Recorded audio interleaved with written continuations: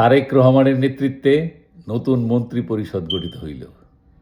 একটা ছোট্ট video clip দেখেন, তারপর আমি আমার বক্তব্য দিচ্ছি। আপনার সরকারে একজন বিদেশি নাগরিককে আপনি জাতীয় নিরাপত্তা উপদেষ্টা করেছেন। আপনার কি সেই আক্কেল জ্ঞান নাই?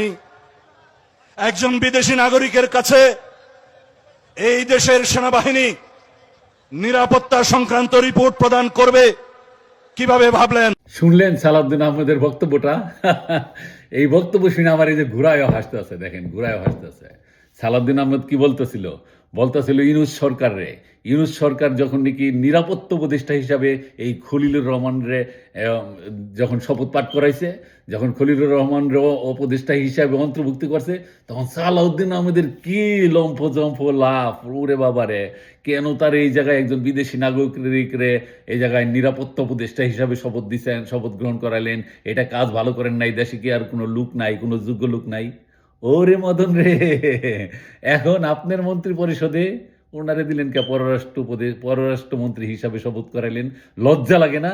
আপনি স্বরাষ্ট্র আর উনি এখন পররাষ্ট্র, লজ্জা লাগে না? এখন এখন আপনার মুখটা কোথায়? এখন কি বলবেন আপনি? বলেন কিছু। এখন আপনার বলার কোনো কিছু নাই, কারণ আপনার বাপ তারেক এইখানে বসাইছে ওনারে। আর এগুলি যে সমস্ত ম্যাটিকুলাস একটা প্ল্যান, এই প্ল্যানের অংশ, এটা ধীরে ধীরে জনগণ এখন পরিষ্কারভাবে বুঝতেছে। আপনাদের জনগণের চোখে ধুলা দেওয়ার কতদিন থাকবেন? জামাত আর বিএনপি ভাই ভাই, এরা এ টিম বি টিম, এরা কোনোদিন আলাদা না। আওয়ামী লীগ ছিল না, তাই জামাত আর হইল বিএনপি। ওই হুদুল রাজা বলল ডেকে বদুল রাজারে, ওই যে একটা কবিতা আছে না, ছড়া, বলছে এখন তো আমাদের কোনো কিছু করার নাই, আয় দুই দুই রাজা, আমরা দুই ভাই মিলামিশা এখন যুদ্ধ করি। ওই যে আপনারা ওই হুদুল রাজা বুদুল রাজার মতো মাত্র যুদ্ধ করছেন।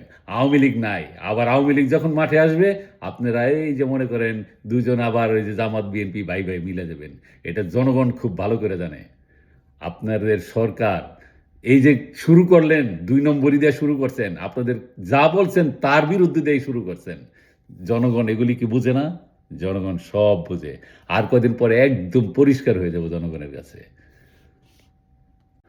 আপনারা মুক্তিযুদ্ধের পক্ষ শক্তি বলে মুখে যে এত ফেনা তুলেন, আপনারা মোটেও মুক্তিযুদ্ধের পক্ষ শক্তি না। যদি মুক্তিযুদ্ধের পক্ষ শক্তি হতেন, তাহলে সবচেয়ে বেশি ভোট ডিফারেন্স করে পাশ করছে অ্যাডভোকেট ফজলুর রহমান, যিনি মুক্তিযুদ্ধের কথা বলেই পাশ করছেন। অথচ তাকে কিন্তু ক্যাবিনেটে কোনো রকম কোনো একটা মন্ত্রী পরিষদের সদস্য হিসাবে তাকে শপথ পাঠ করানো হয় নাই।